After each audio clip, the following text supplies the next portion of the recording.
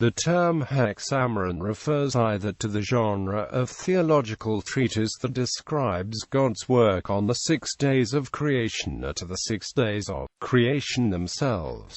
Most often these theological works take the form of commentaries on Genesis I. As a genre, hexameral literature was popular in the early church and medieval periods. The word derives its name from the Greek roots hexa, meaning 6, and hema, meaning day. Using the Genesis account as a template, the days of creation are claimed as follows: light, the firmament of heaven; separation of water and land, created plant life; sun, moon, and stars; marine life and birds; land animals, and man and woman.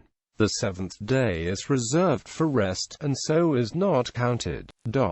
Based on this framework, Christian and Jewish authors have written treatises that cover a wide variety of topics, including cosmology, science, theology, theological anthropology, and God's nature. St. Basil wrote an early and influential series of homilies around 370 AD which figure as the earliest extant hexameron. Basil originally performed the work as a series of sermons, and later collected them into a written work which was influential among early church leaders. Among the Latin fathers, Ambrose and Augustine wrote some of the earliest extant hexameral literature. Ambrose's hexameron is heavily influenced by Basil's work of the same name. In contrast, Augustine of Hippo wrote several works that serve as commentaries on the Genesis narrative, including the Confessions and the literal meaning of Genesis. One of the more influential elements of Augustine's writings is his argument that God created the world all at once.